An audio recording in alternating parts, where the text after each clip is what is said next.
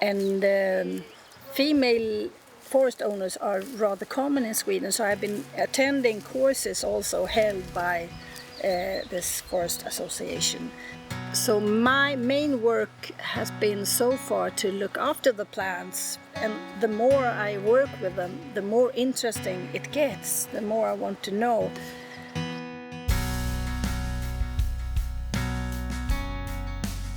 The more I'm doing with the forest, the more interesting it gets. And also my grandfather, he was a forest worker from the beginning, rather poor but working himself up.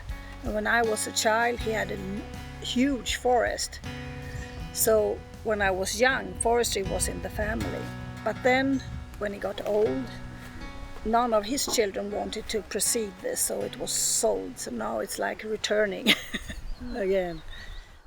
So, and we have been trying to keep the leaves for the animals in the winter, so we don't cut away everything. We keep, so if it's an area without any pine, we will let the leaf trees grow so they have food.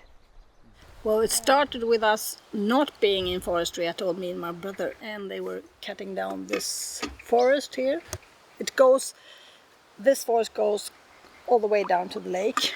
And, oh no, don't cut down our forest. That was our first thought. And so we bought it. It was time to cut it down, and we didn't understand. I've learned a lot during this trip. So I could sit here and see how the trees were starting to die because they were old. So we had to take it down.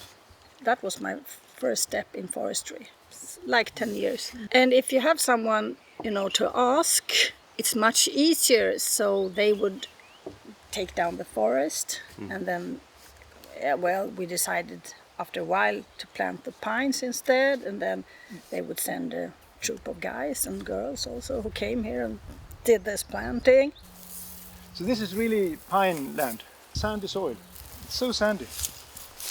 Maybe it was a bad idea to keep them, I don't know, because some of them have fallen. And you can see there's a dead tree. You see that one? And we should keep the dead tree standing, because a standing dead tree is much more good for insects than if it lays down. I've been working for the Farmers Association, and it's a difference on this island compared to most other parts of Sweden is that the farmers have very little forest. In the other parts of Sweden, you have, if the milk price goes down, you do have the forest. You have many legs to stand on. And they are more depending on the cows on this island. So there's more cows per capita on this island than anywhere else in Sweden.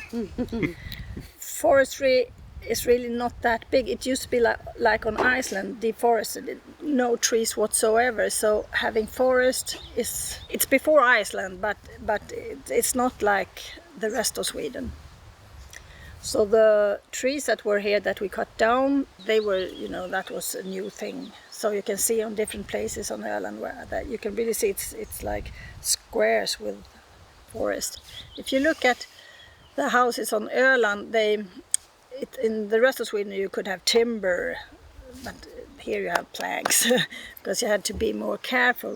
You didn't have that many trees to cut down. It has been growing. I know when they took down my forest, they did take a lot of other places on Öland, and they were a bit surprised how much they got out, quite a lot of timber. And then also after they took down the trees, they would keep the branches and stuff. They would put them in big piles, and after a year they came and they took it away and got it to Kalmar to heat up Kalmar. The thing with the year is to leave the nutrients on the site. That's why they left it for a year before taking it out. The branches and needles and things should be decomposed on the site. To make my brother, who is a big tree hugger, we saved the trees close to here like a Potemkin thing, so he couldn't see it when it was all down so much. So that's why. Quite often that the people keep a tree. But Södra will have their entrepreneurs that they will. I will not have the direct. Of course, I have a direct contact when they are here, but I will not order Mr. C, and so I will call Södra and say, well, for taking down and also for putting down the new trees. So you're pretty happy with the service that Shelter provides? If you're not a big forest owner, it wouldn't work out otherwise. If you have a huge forest, like some people do, several hundreds hectares, then you can do it yourself. But if you only have a small, or if you're a small forest owner, it wouldn't work by yourself. You can't know everything. And I mean, to prepare the soils for planting and to do the fellings, it requires big machines. You know, it's not like the old days where there was manpower thing. And this is, of course, one of the reasons why these associations also help the high degree of female ownership in Sweden. It's 40% of the forest is owned by females. It's not a matter of strength. It's a matter of having a mind and a mindset of what you want to do with your forest and a good contact with your association.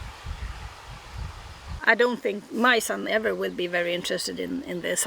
He is an IT technician, so, well, one never knows. But that's not so important. I don't really care who will proceed this. It's just that it's important that it will be nice for the next generation. You have to restore the forest. It's in the legislation. But it doesn't really matter because I would have restored it anyway. Because I don't want to... It's not about my children or any grandchildren or anything like that, because I don't know if anyone wants to keep on this. One never knows. It's just to leave something behind that's could be nice for next generation, whoever it is. We call it copper snake, but it's not a snake.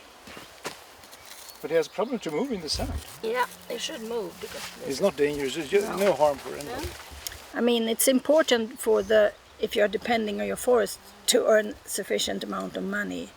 And also I can use the money that I got from the forest to...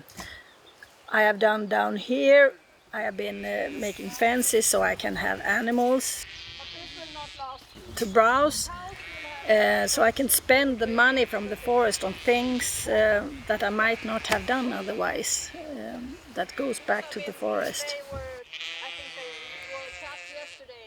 You sell your wood and you earn money. You can pay tax on that as an income. But you can use this untaxed money, the income, to invest in your farm, in planting or roads or fencing and things.